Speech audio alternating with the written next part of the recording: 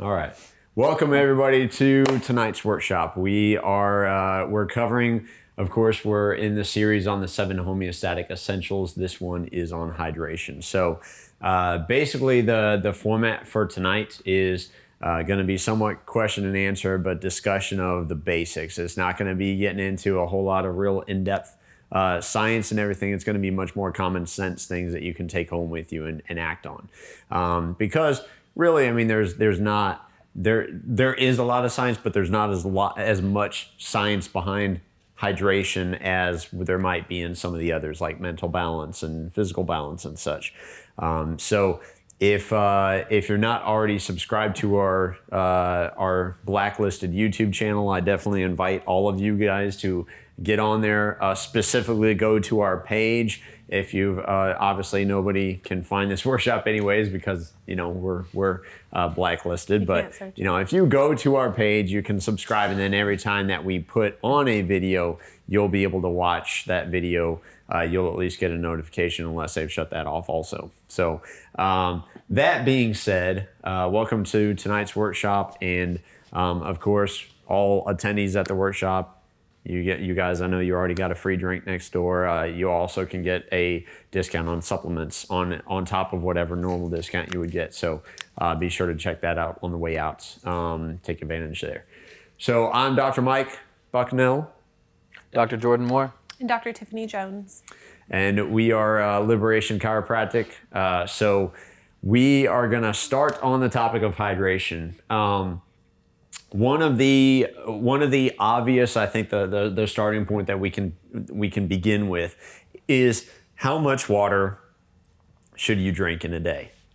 Okay, what are the typical answers that you guys hear on this note? 8 glasses. Half your body weight, or Yeah, in ounces. yeah. Mm-hmm. You guys see anybody walking around with the milk jugs? 1 in each hand, and they're just walking through the grocery store with a jug of water everywhere they go. There's a lot that goes into this discussion in particular. Who's heard the comments that coffee and tea doesn't count? Right? Have you heard that? Coffee and tea doesn't count because it dehydrates you instead. Right? So, Docs, let's talk about some of the facts here. How can we make this one simple and break it down to where everybody knows the simplicity of how do you know how much water to drink? If you're thirsty, your body will tell you, unless you can't feel your body to that point anymore and you don't get a thirst cue, and then you got bigger problems. It's a simple answer, isn't Yeah. it? So the science has actually been done here. I actually, in the book, The 7 Homeostatic Essentials, if you guys don't have a copy of that yet, you can either buy it. It's literally a small book, a very thin book. It takes like an hour to read. It's not long. You can also email me and I'll send you a link to it in PDF form. So it just is a basic format of each of the different topics so that what are the important factors here, so that if you want to stay healthy, you need to look at each of those different 7 homeostatic essentials. Keep your eye on those balls. And then if you understand what's going on there and you put that into action, then you're, for the most part, going to stay healthy. All right. So the one that we're talking about tonight, hydration, it's exactly like she said. You drink when you're thirsty. They've done the science on it. They found that people that drink a certain amount of water during physical activity, exercise, versus those that only drink when they are thirsty during exercise, the ones that drink when they're thirsty actually perform better. Anything to add there? They actually, my mom would always tell us, we had a cousin who participated in a water drinking contest, and I know they're not popular anymore. He passed away. I didn't know the guy, so no hard feelings, but from hyponatremia. And hydration, when you think hydration, it's usually just consume water, and you don't think about the electrolyte balance within the body. Yeah, and so a lot of times, overconsumption of water, you'll flush a lot of the electrolytes out as well, which you need for every cell in the body contains electrolytes. So, Which brings into question, what kind of water? should you drink? Should you drink distilled water? Well, no, because there are no minerals in it. They'll Exactly. distilled, I think, will leach from your body, right? It'll actually pull minerals from your body. And same thing, or I think reverse osmosis is a little safer. But yeah, avoid distilled. Yeah. Any And kind avoid- of mineral water typically is okay, spring water and such. You do have to be kind of, aware that a lot of spring water companies, they're not really spring waters. They're literally tap waters that they put through a filtration system like you can buy and put in your house. Which that's going to be another thing that we should definitely talk about is water filtration systems. But yeah, they hit it. You don't want to drink distilled because the longer you drink distilled, the more it's going to pull nutrients, and you'll eventually tap out. You won't have any more, and then other problems begin from there. What about on the topic? It's kind of hard not to get into filtration systems there. One of the buzzwords of the last few years has been alkaline water, right? You guys have probably all heard about alkaline water. So give thoughts on alkaline water. Like Personally, I believe it's more of a fad than anything right now. Diluting, immediately when you drink or consume something, it goes right to the stomach, and maybe taking your stomach, which has a pH Come on, of, guys, I gotta say, I'm just joking. a pH, I think it's like 2, 3, and diluting it with something with a pH of 9 might not be the best course of action there with water. So the idea is optimal pH is 7, right? So just a balanced neutral pH, but people are drinking alkaline water, and it's higher and higher and higher pH, and but that's going to change the alkalinity in your body by drinking alkaline water. But the funny thing with it is, your body maintains a certain alkalinity on its own. Okay, and it's true to a point that if you're drinking and eating acidic foods all the time, that it will make you more. It won't actually make you more acidic. That's the funny thing. When we talk about increasing acidity, it won't make you more acidic, because what does your body do to make sure that doesn't happen? It starts to pull minerals out of your bones in order to buffer the pH of your body so that you don't go more acidic. Because what happens if you go more acidic? Actually more acidic.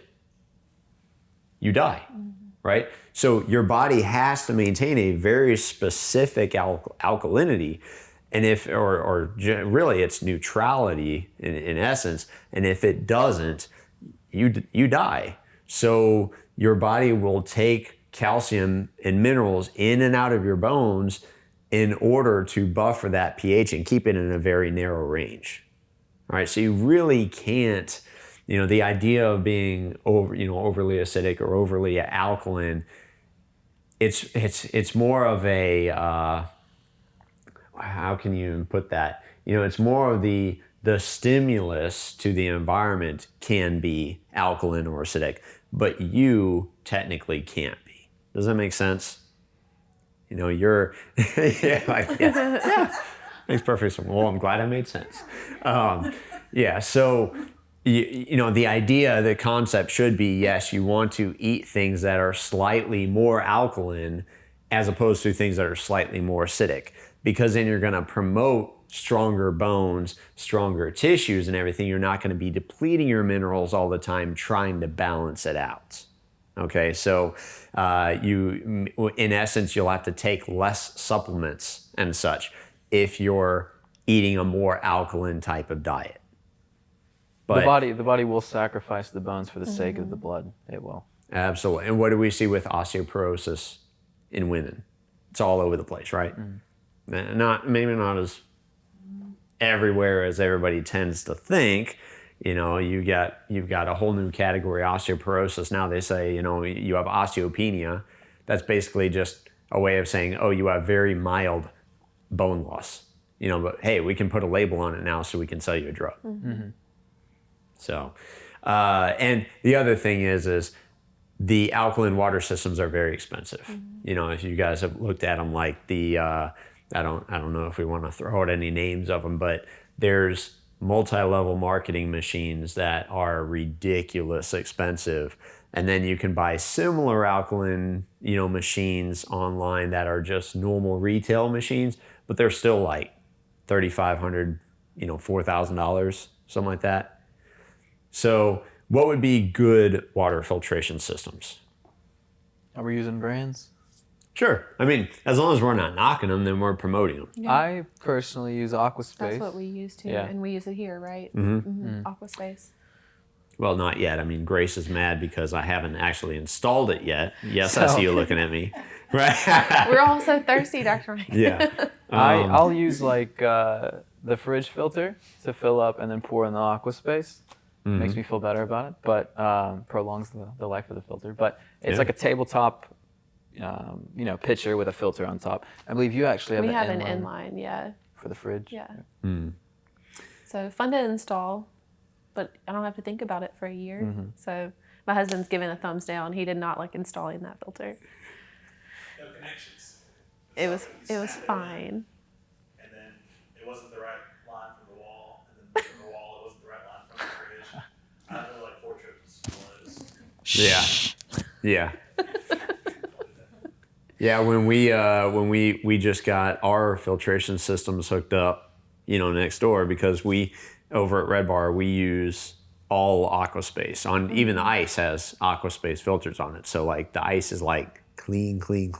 You know, it's even got a phosphorus filter on it, so it's like it looks like glass. You know, it's just it's beautiful. So look in your glass and bask in the glory.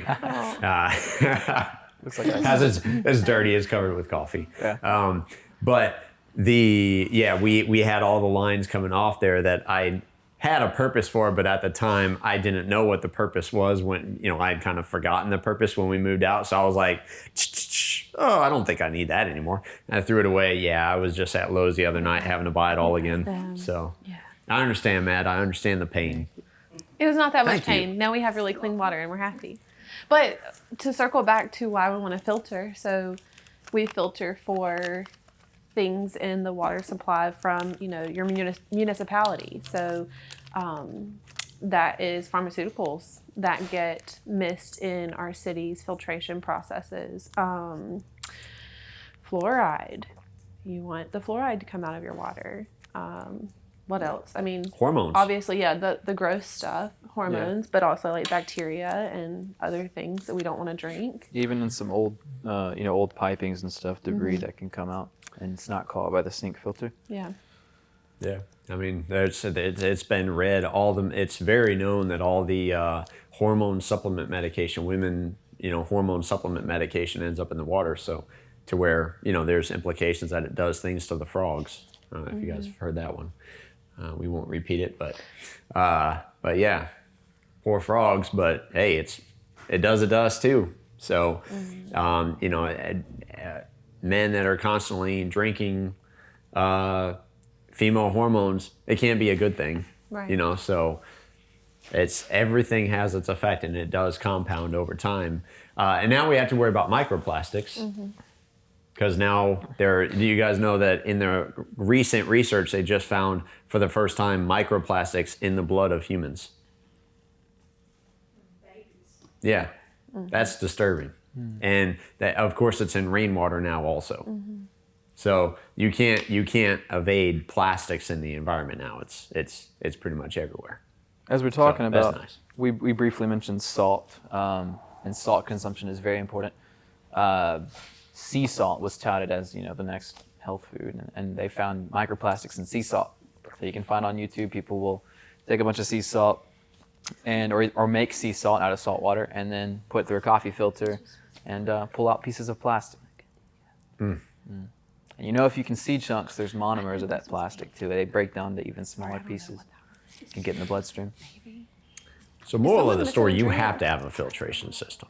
If you, and what about well water, right? A lot of people, they'll say, well, you know, I'm actually not on city water, I'm on a well. So how much better is that? I read something today actually about well water being more susceptible to building up like environmental runoffs and stuff like that because they're not run through a filter. In any way, they're not, our municipal city water is filtered. I worry about agricultural Yeah. pesticides and stuff too. Yeah, because typically where do you see wells? Rural areas. What's in rural areas? We don't have a whole lot of farms right in this area. But you go out in you guys' land, right? And there's probably farms all over the place. So there's gonna be a lot more agricultural runoff, all the pesticides and everything. I don't know if, and it is a big deal because, and what it does environmentally, you might have seen in the news here recently that over in Florida, they just had the hurricane go through, and I don't know if you've seen the satellite images they showed of where all the water and everything came off of Florida, and you could like definitely see the hook of the swath of everything that came off of Florida, and they were showing that all of the coral reefs in a certain area blanched white in literally a matter of days. Like they're worried that it killed off big swaths of coral reef. So we're not paying enough attention to that stuff, but and you even have to kind of question, because there's so many of these things, how much can your filtration system even catch? And that is worrisome because it's not going to catch everything. Doesn't matter how good the system is, it won't catch anything unless it's distilled, and then you distill it, and then you put minerals back into the water. But how are you going to really get all of the trace minerals and everything? And then where do they harvest the trace minerals from? And it goes on and on. And on. So talking about the trace minerals, we talked about sea salt not being a viable option anymore, and another trendy salt is pink Himalayan salt. And while it's good, you got to be careful because it's not really regulated how you can market pink Himalayan salt. So some companies will actually take sea salt and color it pink and label it as Himalayan salt. So you got to be careful with that. I know if you can find a true, authentic Himalayan mined pink salt or a ancient sea salt like Redmond's sea salt that's mined from underground old oceans, those are two good choices. They also contain trace minerals, so we want to avoid the Morton's iodized processed salt with anti-caking agents and favor more toward the salt with trace minerals already in it. Why do they iodize salt? Oh man. Not the tangent. Yeah, but some people might wonder, why do you iodize salt? They added salt. They added iodine to salt when they removed it from our food supply. So back in the 1970s, we have a whole workshop on this. It's deficient, DEAFICIENT. That was done way long ago. But in the 1970s, they removed iodine from our food supply. It used to be fortified in every wheat product sold in the United States because it was known to be basically a cure-all. You go to any drugstore, any pharmacy, basically everybody knew, oh, you have a problem? Take iodine, because it kicks up the immune system, it kicks the thyroid into action, which increases body temperature. It's radioprotective, so it protects you against radiation damage and such, to the point that they even gave people iodine tablets during Fukushima, all the workers they were distributing, because they knew how protective it was. All those different things, they pulled iodine out and they replaced it with bromine. So you look at everything that says brominated wheat flour now, that's bromine. It's a toxic halide that competes with iodine. And the answer to that was, oh, it's okay though, because we'll put iodine in your salt. But you don't really absorb it from salt anyways. And what do they tell you about salt? Salt's bad, don't eat it. So, it's just not a great option. With that, I was reading a study before today's workshop that had linked more deaths to an underconsumption of salt than too much. And there was you hear about the Korean paradox or the Japanese paradox, or these cultures that consume mass quantities of salt. yet they're some of the healthiest cultures in the world. At some point, it's not a paradox anymore. There's some truth to it. But there's a link between salt consumption and insulin sensitivity. So people, when they go on a low sugar diet, you're producing less insulin. Some people experience something called a keto flu, right? When you just start having symptoms of the flu, because a lot of fluid's being flushed out the body. Well, insulin, and you can avoid the keto flu by just simply consuming more electrolytes. And the reason is insulin helps you retain fluid. And when we decrease the amount of insulin being produced, you push out a lot of fluid, a lot of salt. So if you up your salt intake, it's a good way to avoid that.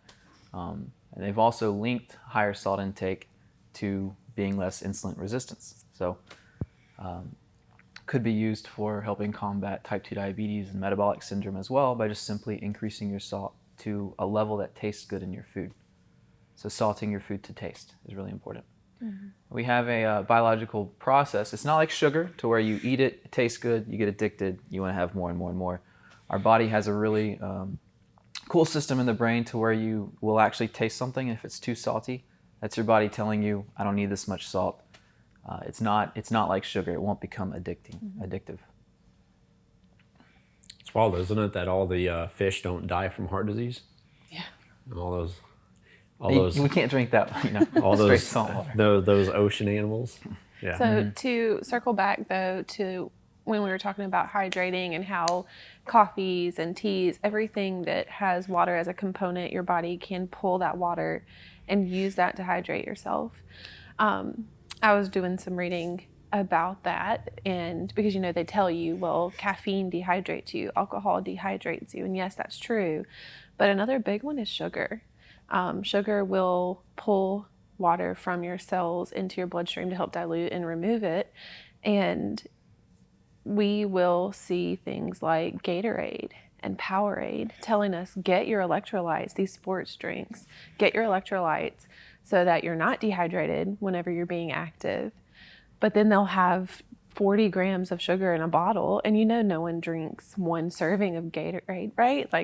So that's another issue we've seen with one serving of Gatorade would be what, like that? Yeah. And they're not in, they're in the 32 huge ounces. 32 ounce bottles. So and that is true. One of the first symptoms of diabetes, the patient's excessively thirsty and urinating.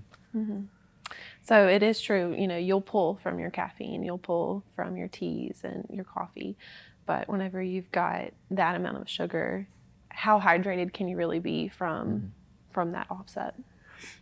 Right. So to clarify there, being dehydrated versus what is a diuretic, right? Mm-hmm. You look at the contrast between those two things. Being dehydrated means literally you don't have enough fluids in your system. So you're parched, and blood pressure goes down, right? Because you can't have blood volume if you don't have enough hydration in your system. We'll talk about that in a minute, blood pressure medications. But a diuretic is simply any component that causes you to purge excess fluids, right? So is caffeine a diuretic? Yes, it's a mild diuretic. It will cause stimulation of fluid loss, but is it going to dehydrate you? No. Tea, is it a diuretic? Yes. But is it going to dehydrate you? If you drank nothing but tea or nothing but coffee all day long, are you going to end up dehydrated in getting an IV? Probably not. Okay. And that's simply because of the wisdom of the body, that the body will it doesn't matter what you consume, your body will break it down to its most usable components. So the first thing that happens when you put in coffee or tea or soda, is your body is going to separate out H2O, and it's going to separate out the sugar, and it's going to separate out the caffeine and break it down into those usable components. Well, obviously, the less sugar you have, we can do away with all that. But your body's going to pull all that water out of the coffee and it's going to use it, and then, yes, you still have the caffeine. That's going to have an effect. You're still going to have the other components in coffee, that have an effect of reducing colon cancer rates. And I think you talked about that in one of the workshops a while back. And I mean, there's all kinds of different things that antioxidant function, and and on and on and on it goes. But your body knows what to do with fluids, and it's going to break it down. So you don't have to worry that I can't drink coffee because it's going to make me dehydrated. Right. And in that same sense, your body will reduce the urge to urinate based on your hydration levels. So when we talk about sports and activity, when you are performing an activity, if you're playing football, it's better to drink before or after you play football than it is during that strenuous activity, because your body says, I'm doing something strenuous, I'm sweating, let me hold fluids and prepare for a situation where I could be dehydrated. So instead of overhydrating during that, drink a regular amount to thirst before and after, and replenish a little afterward, and your body's going to use the fluid like it needs to. Yeah, it is definitely true. At least I notice that if you go out and you play soccer, run, whatever, it's when you start drinking that you start sweating a whole lot more. It's because your body is going to recognize, and it's like, okay, and you'll soak through shirts a whole lot faster, if you're chugging water away. But if you don't, yeah, you just it's you can usually go pretty well a long time without drinking, and you're just fine. Of course your body's going to tell you you're thirsty if you're sweating, but it will actually perform better to a certain extent. I mean, you can't do an Ironman, without drinking anything. At least I wouldn't recommend it. Yeah. But not so much that your weight changes after the Ironman. Have you guys heard about the 2002? There was a study during the 2002 Boston Marathon, and they weighed runners before the marathon and then afterward. And some had hydrated so much that they weighed more after the marathon, and they were slower. Yeah, I believe it. You see people in 10Ks, you do the Azalea Trail Run around here and such, and they have the first hydration table, like, I mean, it's probably not 2K into the 10K, and you run past that table and people are, grabbing cups of water, and you're running by and you're like, you're thirsty already? And really, it's just a reason to stop. That's all it is. It's like, oh, I need water. We'll say we just had a hike in the Smoky Mountains last week, and I brought a little bag of salt, and my brother was like, what you got there? And so they were actually taking and just eating it straight. They said it did not taste salty, and that would be an example of an indication, how the body just will sweat through so much. Water and salt, just as important in each other. I think a reason that we will sweat so much if we're drinking just pure water, our body's cooling ourselves down with the water. It has that extra water to use as, more fuel for that, so to speak. You also don't want to keep diluting the blood, the little bit of salt that you have left or the electrolytes that you have left with pure water. Well, and that electrolyte balance is interestingly important too, even in terms of fasting. We just passed Yom Kippur, and on that you fast for 24 hours. And it used to be notoriously, every year by the end of the day, you got a headache. Like, it's just, you expect it. You're gonna have a headache because you haven't drank anything for 24 hours. So, you go from having coffee and eating food and everything to just nothing. And so by 20 hours or so, it's like, okay, there it is. It's starting to hit. And by, sometimes by 24 hours, you're like practically sick, because you got such a headache. But this year, got a tip from a friend, and he said that last year, based on a tip from someone else, he took, the little liquid IV packets that you get from Costco, which we actually use those for soccer. Yes, it's got some sugar in them. They do have some sugar in them. But I mean, again, we use them for to soccer. The serving size, yeah. So, you're replenishing, but it's got a lot of electrolytes in it. And he said, man, trust me, knock down one of those, you won't have anything. No problem whatsoever. So right before sundown, knock down one of those packets, nothing. Not even the slightest headache I mean, it was like, yeah, I mean, sure, I was hungry by the time, sundown the next day, but I felt fine, completely fine. I was like, yes. Yeah. When I talked about in one of the other workshops, the detox workshop, the guy who fasted for, I believe it was 280 days. It might have been more. That's a conservative, but he survived on electrolyte tablets. So the man was taking vitamins and electrolytes, didn't eat anything with his water. So Yeah. he was thriving on electrolytes. A lot of weight to lose though. Yeah. It's crazy. So blood pressure medications, speaking of diuretics, okay, we can't not touch on that, even though that kind of correlates. I mean, that goes into a number of different categories, respiration definitely being one of them. And we talked about this in the previous respiration workshop. But when, you obviously have heard of people taking diuretics when they have blood pressure problems. Okay, now think about the thought process behind that is, okay, you have too much blood pressure, so we're going to give you a diuretic to chronically dehydrate you so that your pressure can't rise. I mean, makes sense, right? It makes sense. You can't have high blood pressure if you don't have enough to make pressure, right? I mean, it's a fluid balance. But what are we really doing when that occurs? Are we doing anything about the inflammation, systemic inflammation that's causing the blood pressure to go up? No. Are you doing anything about the oxygen demand within the body? Nothing. So you actually have less blood now, which means you can carry more or less oxygen. Less. If there's less blood, then you're carrying less oxygen, which means you're chronically deoxygenating the body. What does that lead to? Cancer, right? Cancer is highly correlated with low oxygen within the system.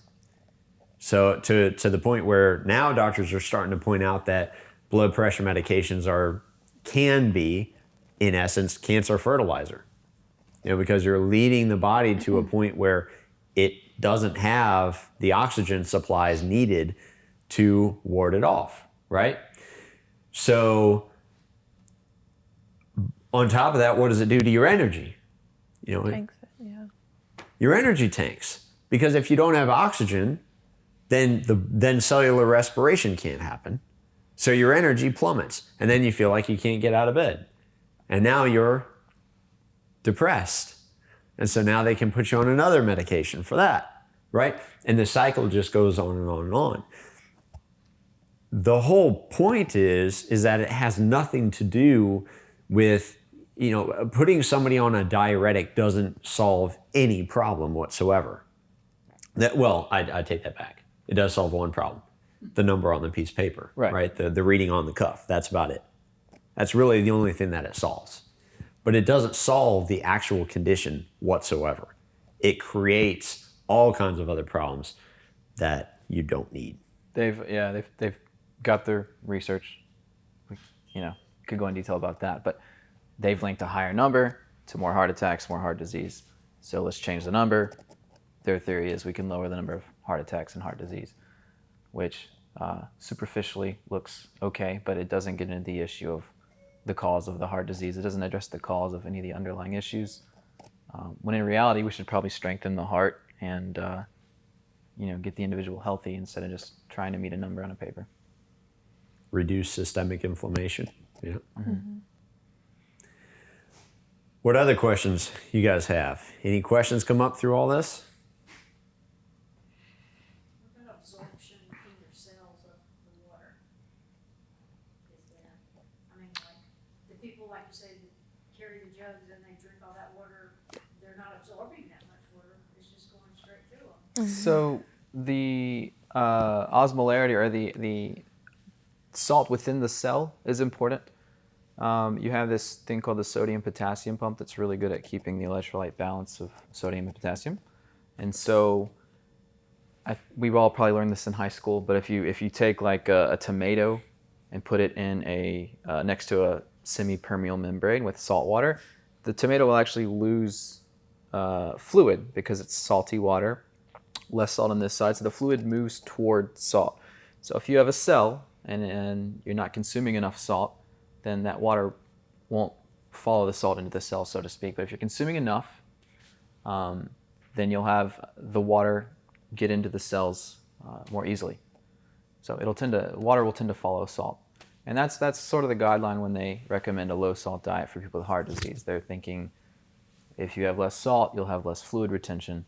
But yeah, the body's actually really incredibly good at ridding your excess salt and excess fluid. So it's kind of a flawed argument there. But that's important at getting the cells the fluid they need. Also, just kind of think of it like insulin resistance. Anytime you break a certain threshold of anything within the body that has a balance, a desired balance, rejection happens. So with insulin resistance, the way that sets up is, a person is consuming far too much sugar. You pack all that sugar into the cells, and it's kind of the same thing there. Those cells, they're just so packed with sugar that you can't get any more into the cell. There's nowhere for it to go. Sugar is not good in the bloodstream. It causes damage, right? So this is why people, when they have advanced diabetes, they start losing limbs, because the body is so flooded with sugar and there's no more, the insulin resistance is so great that nothing can contain the damage anymore, and cellular damage begins to rapidly be undertaken. So with those cells that are packed full, you've got insulin receptors, and their job on that cell is to bring more sugar into the cell. So you just give someone insulin, you overdo it with insulin, then yes, it will temporarily wake up those cells and pack more sugar into those cells because of an overwhelming load of insulin, but eventually the cell can't take any more, so it starts shutting off the insulin receptors, and that's why we call it insulin resistant diabetes, because those receptors are no longer listening to the insulin. They've shut off the valve. You can't get any more into the cell. So, in other words, how that bridges in is, you can only get so much water into the cell.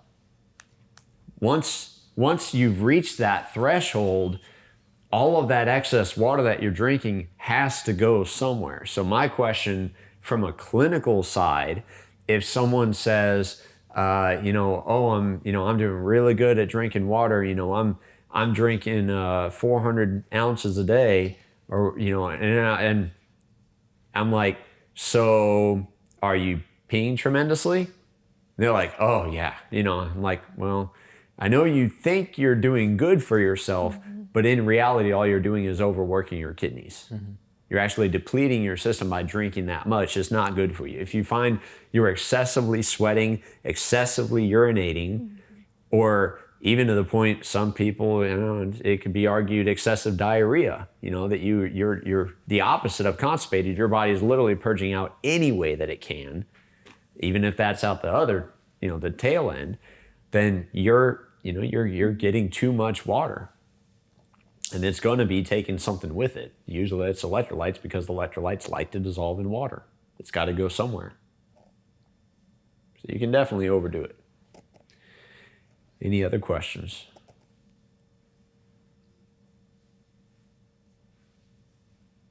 So much to ponder. Any other additions?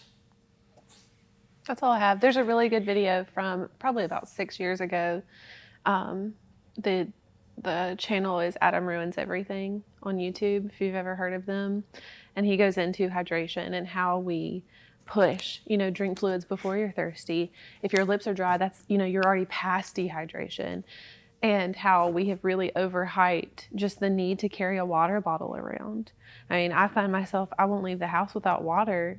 Part of that is because of my filtration system. I want to take filtered water with me where I go. But part of that, I'm like, how much of that is now comfort, just because I'm like, don't get dehydrated, right? But this video, he goes into how marketing is what made us so afraid of dehydration and how dehydration is not necessarily as much of a problem as we think it is. As with most stuff, the marketing was really good. With attribution, can we put that on the end of the video? Guess we could. We'll give them a little promo there. Yeah. It's an old video, but it's a good one. I was going to mention, leaving the house, people will grab a water bottle.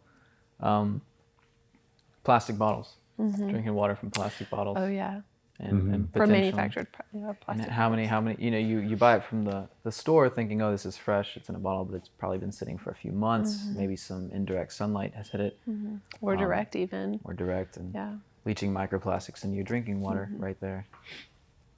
And we've all been aware of, again, I don't want to, throw any specific names out, but there was a company that started with an N that was like the big thing, I don't know, 10 years ago or something like that.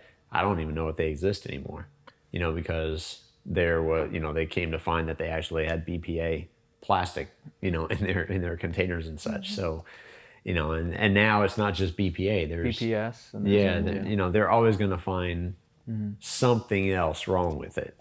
So what is the safest containers to use? Glass, I'd say, is a good one. As long long as as you it's lead free. As long as you don't drop it. Which I've done. You've seen Yeah. Yeah. the soccer game. Yeah. Glass. Stainless steel. Stainless steel. Yeah. What about the little home filtration things, the small things, like zero water and what was it? There was one that was really popular a couple of years ago.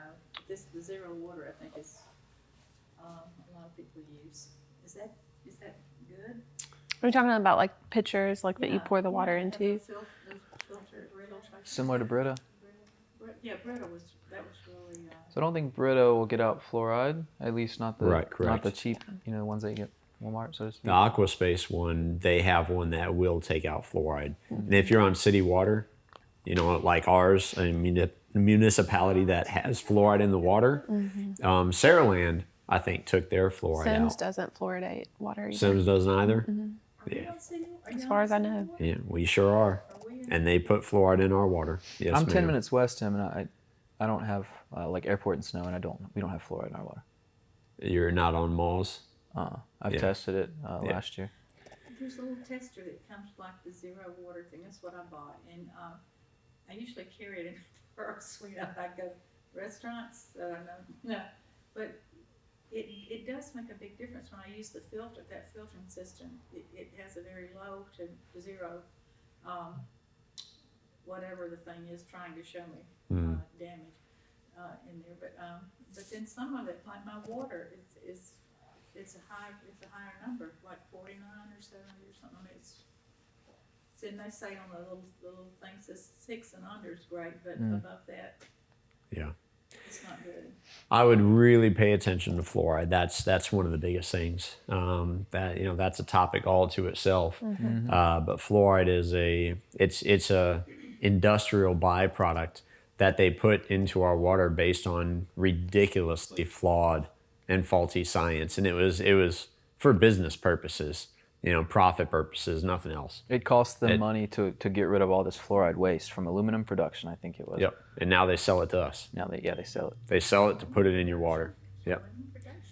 Aluminum. And it's all based on faulty research that, replacing a small amount of hydroxyapatite in your teeth, that's the enamel in your teeth, hydroxyapatite, when you replace small amounts of that with hydroxyfluoride, it makes them stronger. But it's not true. It's it's the opposite. The more fluoride you have, it fluoridates your enamel and you end up with white spots on your enamel. So a lot of kids, they have fluoridation damage on their teeth and you see the white spots all over their teeth. That's because they got too much, but it has way more effects even than that. It calcifies your pineal gland in your brain, all kinds of issues. So yeah, if you're going to get rid of anything, that's really the starting point. Your body can handle a lot of other things. I don't know if there's truth to it, but I heard it was put in the water in Germany from World War II.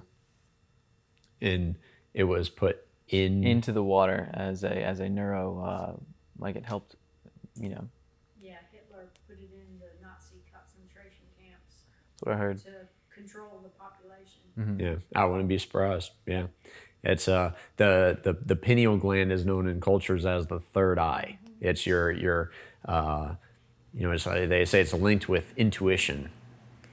I don't know. I mean, it's in my brain, so I don't care. I don't want it calcified. It's kind of important if it's, God put that thing right in the center of your brain. It's right dead in the center. In fact, when we mark X-rays, right, we always mark the cella turcica, this little cup that sits, and we mark it because that's the center point, the center of mass of the brain, right? So we know that's the center of mass of the skull, so we can measure forward head posture based on that. That's how important it is. So, yeah, I don't want mine to be a rock. So we take it out. All right. I was thinking of one more thing there. As we were talking about bottles, but I lost it. So Plastic bottles. which bottles are best? Or which type of material? Yeah, we talked about, we covered, I mean, steel and glass, Okay. both of those are fine. I'd still be careful about BPA-free plastics, and stuff like that.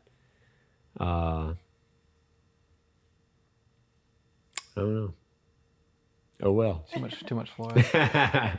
So, well, if anybody has any additional questions, if anybody watching the video has questions, of course, you can put comments on the videos below, and we'll try to answer those. If they're positive comments, we'll answer them. If they're not, you probably won't get an answer. I'll answer the But negative ones. anyhow, thank you guys for coming, and hope you guys learned something tonight. That's the whole point in all of this. And of course, once Matt does his wizardry and everything, we'll of course have the beautiful videos up here so that you can get repeats, and everybody that didn't have the pleasure of coming tonight can get use of the information as well. So thank you all, and enjoy.